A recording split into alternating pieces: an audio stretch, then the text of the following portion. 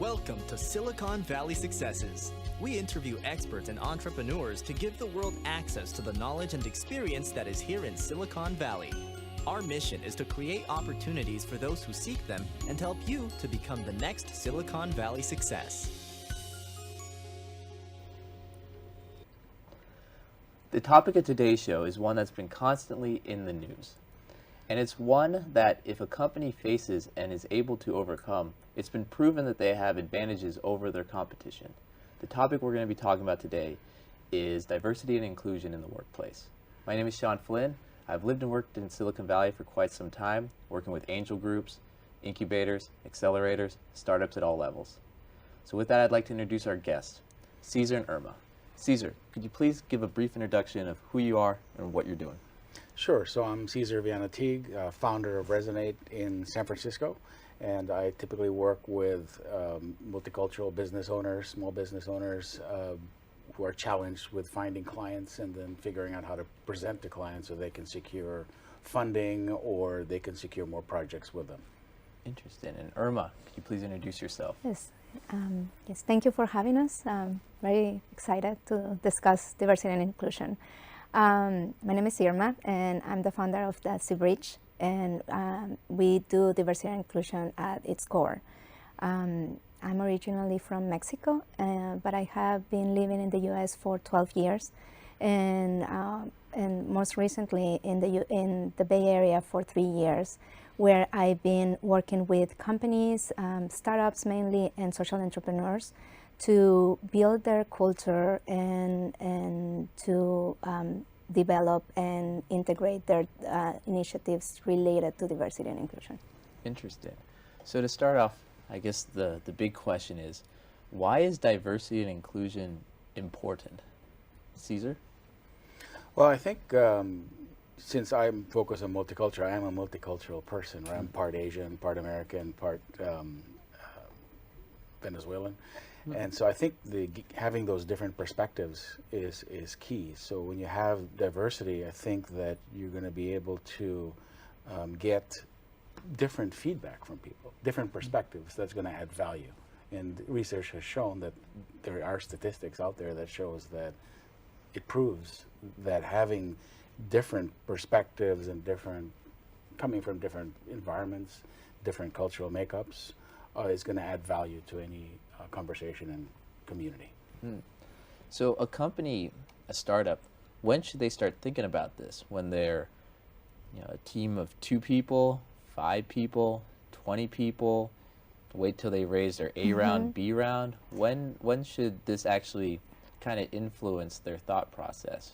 Well, it can start as early as you want, as soon as they are ready for more creativity and innovation.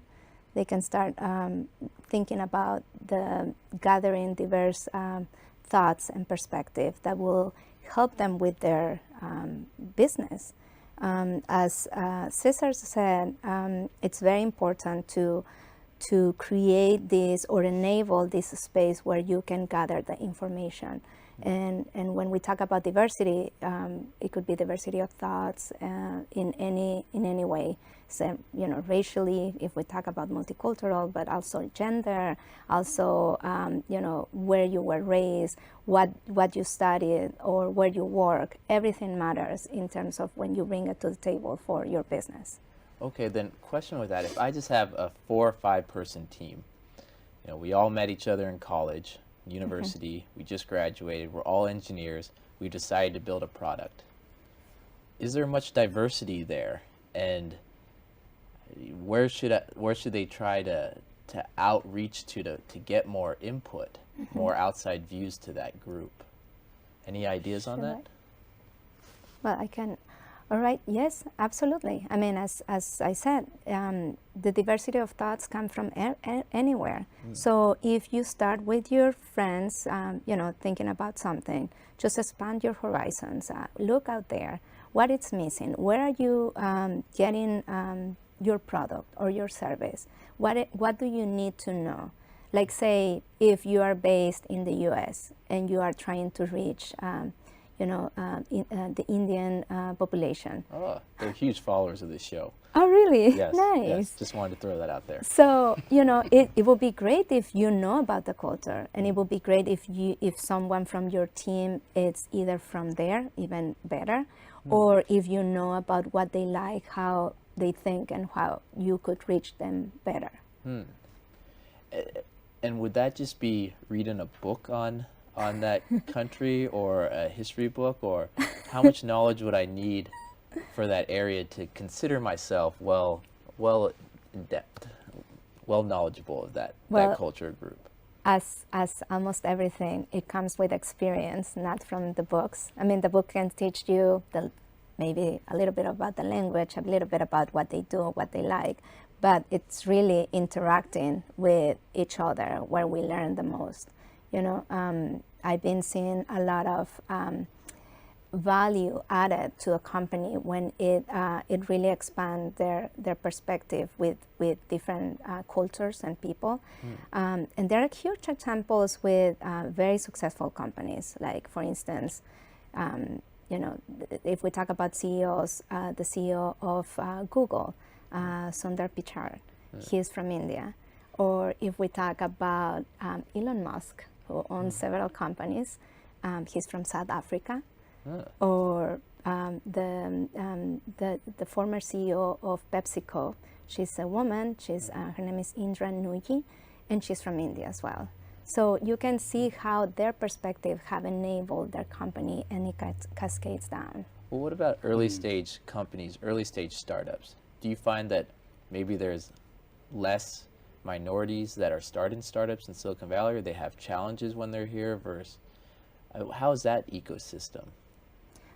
Well, I would say that, it's a good question. I think that, just to back up for a second, I don't think you start a company by saying, okay, I want to create a multicultural or diverse company. It just doesn't quite work that way, right?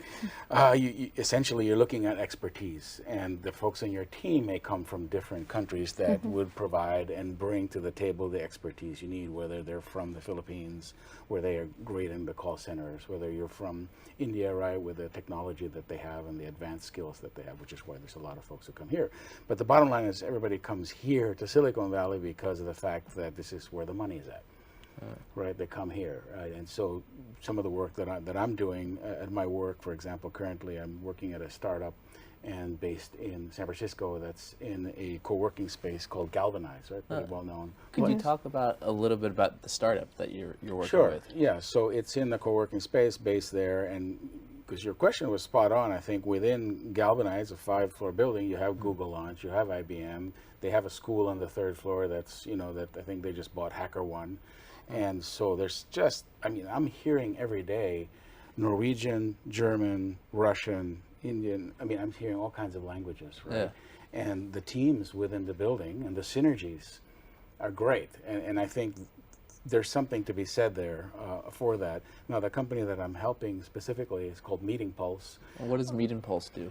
Well, Meeting Pulse was actually founded here at a hackathon 4 years ago, which is amazing. So they founded the company at a hackathon over a weekend, and they received a week later, $50,000 in funding because they won one of the prizes. But it was really great. And so the founder is originally from Russia and grew up in on the East Coast. I think came when he was 11 and then grew up. And then, and so what they're doing is they're doing a platform and some tools for audience engagement.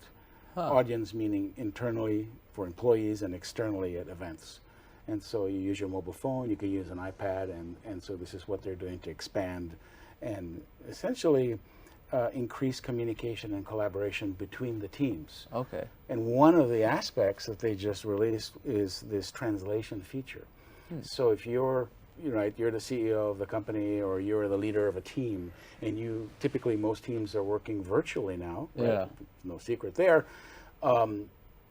The communication barriers are increased. It's a lot harder, right, to get this collaboration because of the time zones and the languages. So now, if you're leading a team and you want to have a team meeting and somebody isn't quite comfortable in the English language, well, you're probably not going to speak up as much. Okay. Somebody else may dominate it, right? And so the particular application, which a lot of startups are using, is that people can send in their questions in their language and it translates it immediately into English so that the person who's moderating the questions can see this and respond. Wow.